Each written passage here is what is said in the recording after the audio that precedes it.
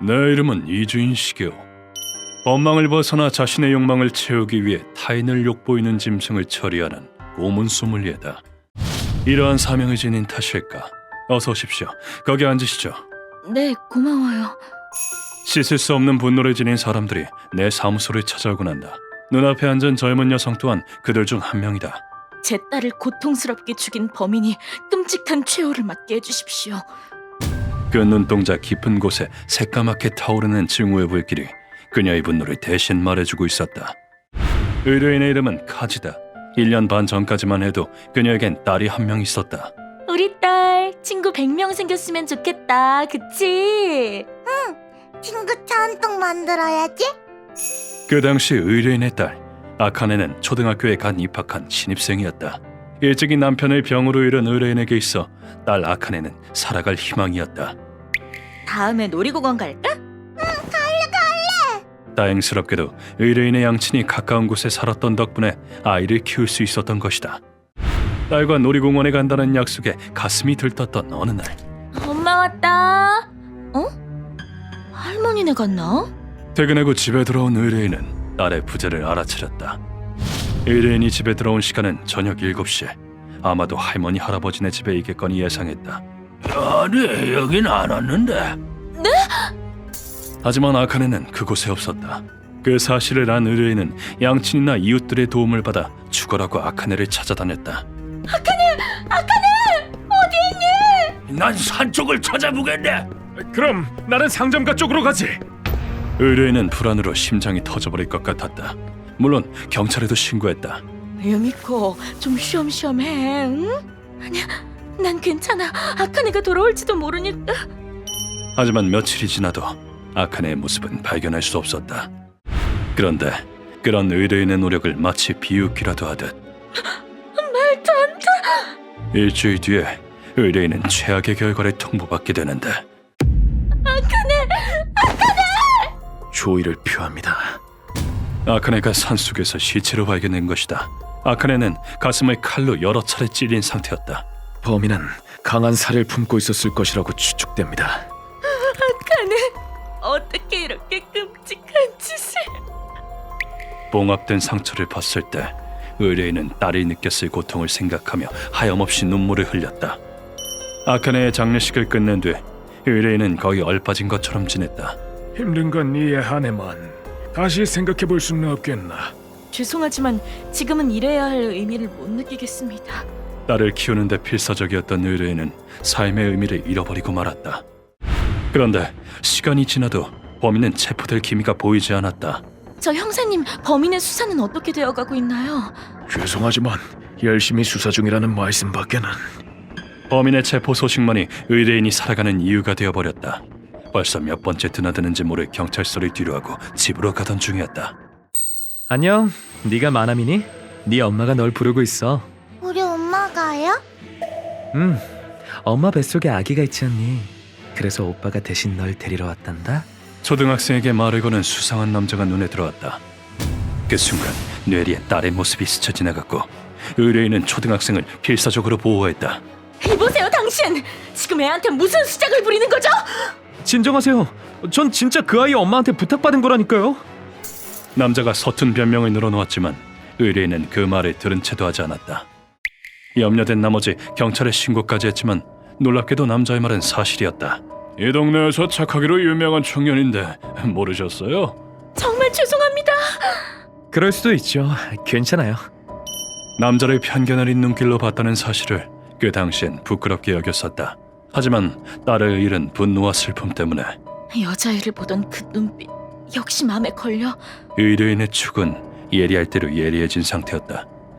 그 청년의 눈 깊은 곳에는 음흉한 무언가가 있었다. 이를 꺼림칙하게 여긴 의뢰인은 독자적으로 조사를 시작했다. 스스로 조사에 임하는 것은 물론 흥신소의 도움까지 빌렸다. 이 남자에 대해서 알아봐달라 이거죠? 네, 부탁 좀 드릴게요. 여기 계약금이요. 훗날 딸을 위해 쓰려고 모아둔 돈에 손을 댔다. 이런 일에 돈을 쓰게 되리라고는 상상도 못했었지만 그렇게 조사를 거듭한 결과 그 청년의 이름이 하야사카 나오토라는 것을 알게 되었다. 이 근방 대지조의 손자로 지역 내에서 맘씨 좋은 청년으로 유명한 모양이더군요. 그래요? 그렇게 착한 청년이 딸에게 손을 댈 리가 없다고 자신이 착각했음을 인정하려던 그때 의뢰인은 조사 보고서에 기재된 어떤 내용의 시선을 사로잡혔다. 그 하야사카란 사람 가끔 밤에 외출을 한다고요? 예, 목격 정보가 있더군요. 이유는 잘 모르겠습니다만. 평소 같았으면 딱히 문제될 건 없는 내용이었겠지만 의뢰인으로서는 그냥 지나칠 수 없는 사실이 하나 있었다. 아카네가 죽은 날에도 외출을 했어. 심지어 시간도 딱 맞아. 의뢰인은 확신했다. 자신의 촉이 바로 이걸 말해주고 있었던 것이라고. 조사서를 손에 들고 의뢰인은 경찰서로 달려갔다. 에이, 겨우 그거 가지고 수사를 어떻게 합니까? 전 알 수 있어요. 딸의 죽음과 이 남자가 관계가 있다는 걸요. 체포하고 말고를 감으로 결정하면 세상엔 억울한 사람 천지죠. 하지만 경찰은 조사서만으로는 증거가 되지 않는다며 퇴짜를 놓았다. 경찰은 이제 믿을 게 못 되었다. 의뢰인이 뒷세계에 발을 들이는 건 당연한 수순이었다. 정말 범인에 대해 알 수 있는 건가요? 그렇다도 우선 30만엔 주시오. 하지만 일은 잘 풀리지 않았고 대부분이 사기꾼이었다. 더욱이 위험성 또한 컸다. 언니한테 딱 맞는 일자리가 있지? 에? 따라와! 이거 넣으라고요! 한글의 손에 업소로 팔려나갈 뻔한 적도 있었다. 그럼에도 불구하고 의뢰인은 꺾이지 않았다. 내가 포기할 것 같아? 아카네를 죽인 범인이 죗값도 치르지 않고 살아있다니 난 절대 인정 못해! 그런데 그때 한 호스티스가 의뢰인에게 말을 걸어왔다. 소용없어. 그래봤자 쓸데없이 돈만 내버리는 셈이니까. 그랬구나. 그 사건의 피해자가 당신의 딸이었다니. 네, 그래서 딸의 복수를 하려고. 그럼 내가 딱 알맞은 사람을 소개해줄게. 악당은 절대 놓치지 않는 괴물을 말이야. 호스티스는 의뢰인에게 내 이름을 알려주었다. 사정은 알았지만 이대로 의뢰를 받아들이기에는 부족한 것이 있었다. 그렇지만 카주타 씨, 범인이 하야사카라고 어떻게 확신합니까? 명백히 증거가 부족하지 않습니까? 나는 일부러 강한 어조로 물었다. 그 시간에 외출했던 사실과 그 남자의 탁한 눈. 전 확신해요. 그놈이 범인이에요. 나는 이 얼굴을 잘 안다. 진실을 꿰뚫어본 유족의 얼굴이다. 모든 설명을 마친 뒤 의뢰인은 의자에서 일어나더니 내 앞에 바짝 엎드리고 머리를 조아렸다. 이렇게 부탁드립니다. 딸을 죽인 범인을, 그놈을 지옥에 떨어뜨려 주십시오. 카주타 씨. 그리고는 절실한 목소리로 내게 애원했다. 그때 의뢰인이 악기 같은 표정으로 외쳤다. 아카네는 내 모든 것이자 남편이 남겨준 소중한 보물이었어요. 우리 애가 얼마나 컸는지 남편한테 얘기해주는 게 내 행복이었다고요. 소중한 내 딸을 잔인하게 죽인 그 자식을 난 절대 용서 못해요. 그것은 자식을 잃은 어머니의 원통함이었다. 범인을 향한 타오르는 분노였다. 내 대답은 물론 정해져 있었다. 알겠습니다. 당신의 원한은 범인에게 반드시 전하겠습니다. 네, 저는 딸이랑 쭉 함께 살고 싶었어요. 이와 같은 자의 목소리를 듣는 것이 고문 소믈리의 사명이니까. 어떤 이유에서든 힘없는 어린아이를 살해한 놈에게 살 가치란 없다. 어떻게 죄를 잘 숨기고 있는 모양이지만 바로 나 이주인의 눈은 피할 수 없을 것이다. 진상은 언젠가 밝혀지기 마련. 그때가 되면 그놈은 지옥을 보게 될 것이다. 그러나 우리가 하는 일이 살인인 만큼 진인 확실히 확인해야 한다. 타이밍 한번 기가 막히게 찾아왔네. 마침 나도 그 건을 조사하던 참이었거든. 누구한테 의뢰라도 받았나 보자. 그건 아니고 의뢰가 올 것 같아서 미리 조사 중이었어. 과연 인류 정보상답게 철두철미했다. 피해자의 모친은 하야사쿠란 남자가 범인이라고 확신하던다. 그 남자가 정말 범인인가? 와, 빙고. 촉으로 알아맞히다니 대단한데? 자식에 대한 사랑이 그걸 가능케 한 거겠지. 그렇기에 그 어머니의 마음을 거두어야 하는 것이고, 하야사쿠는 이상성욕자였다. 여태껏 유괴당한 아이는 4명이었다. 안녕, 네가 남이니?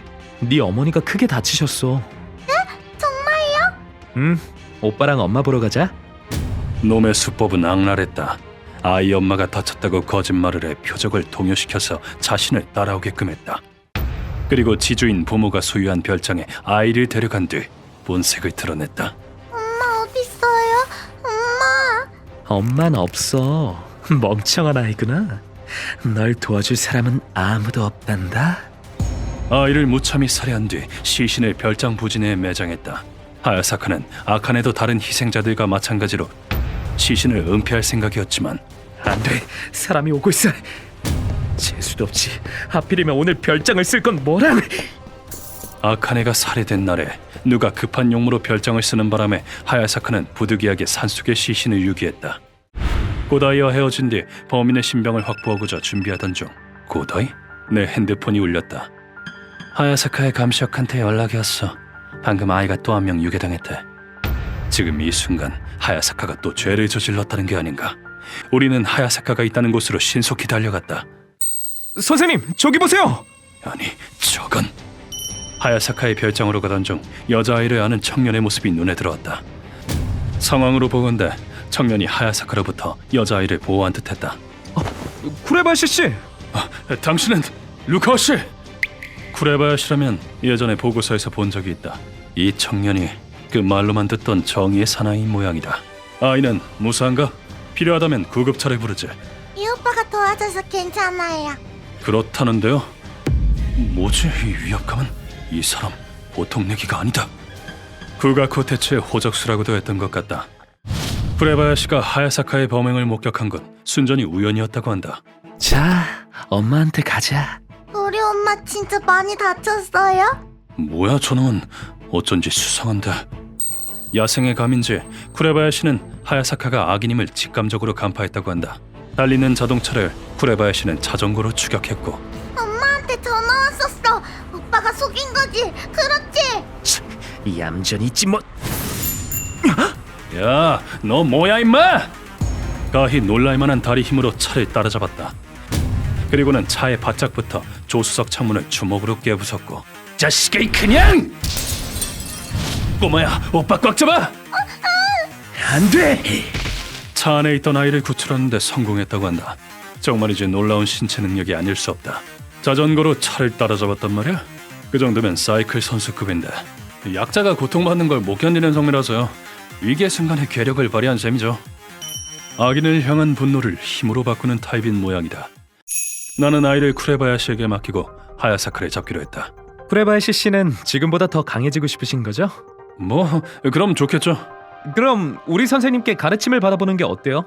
도장도 따로 마련돼 있는데.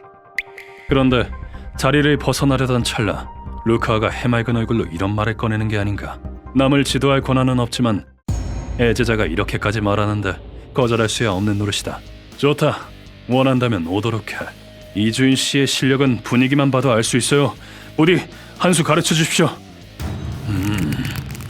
너 악수로 힘겨루기라. 재미있군. 아무쪼록 잘 부탁. 무시무시한 위압감이다. 나도 모르게 힘을 꽉 주게 돼. 예상대로 하야사카가 도망친 곳은 별장이었다. 자꾸 바깥을 힐끔거리는 걸 보니 추격자가 있을까 불안한 모양이군. 선생님, 저놈 얼굴을 보니 너무 화가 나는데 제가 뭉개도 될까요? 얼마든지. 참 짜증나게도 생기셨네요. 가속이 붙은 강력한 주먹 한 방에 놈은 의식을 잃었다. 자, 가볼까. 죄를 청산하라. 우리는 하야사카를 고문실로 옮겼다. 선생님, 준비 다 됐습니다. 좋아. 이제 이 변태놈을 깨우도록 하지. 어린아이의 목숨을 빼앗은 놈에게 편안한 잠 따위 용납되지 않는다. 놈이 상쾌하게 눈을 뜰 수 있도록 뺨에 주먹을 꽂아 넣었다. 이와 쓰레기, 언제까지 퍼질러 잘 거냐? 나도 모르게 과하게 패버렸지만 이놈 얼굴이 짜증나게 생긴 걸 어떡하나. 늘 그랬듯이 그 질문을 던진다. 너는 어린 여자아이들을 농락하고 기어이 살해했다.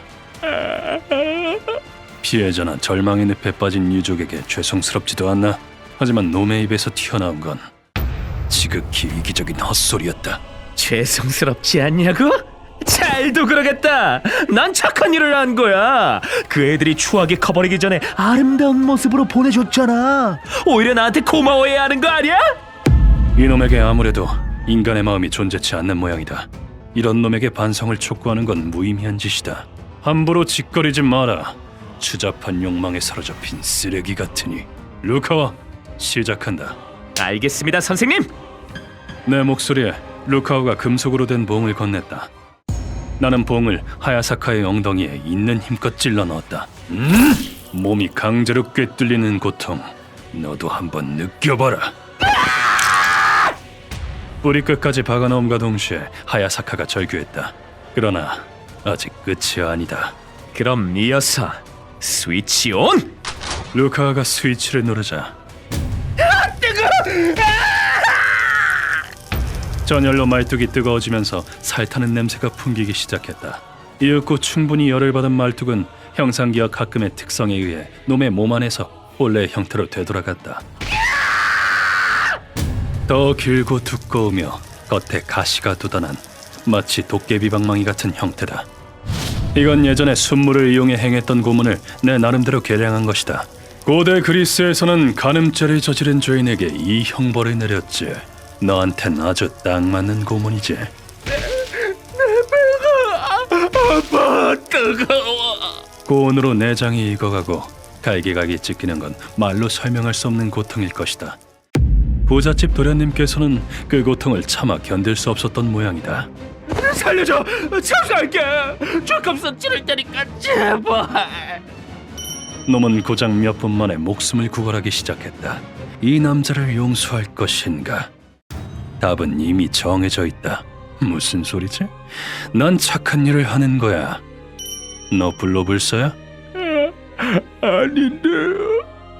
그럼 내가 죽여주는 것에 감사하도록 해. 추하게 나이 먹기 전에 젊은 모습으로 갈 수 있잖아. 천천히 온도를 올려주지. 실컷 고통받다가 가라고. 뭐 불로불서라고 대답했다면 정말 죽지 않는지 보여달라고 할 작정이었다만 하야사카는 그로부터 장장 7시간을 고통받다가 끝내 숨이 끊어졌다. 어때 루카와? 뺄 수 있겠나? 안 빠질 것 같은데요? 안으로 완전히 파고 들어갔어요. 이 고문은 뒤처리가 골치로군. 개선점이 필요하다고 나중에 적어둬야겠다. 이리하여 이번 의뢰는 마무리되었다.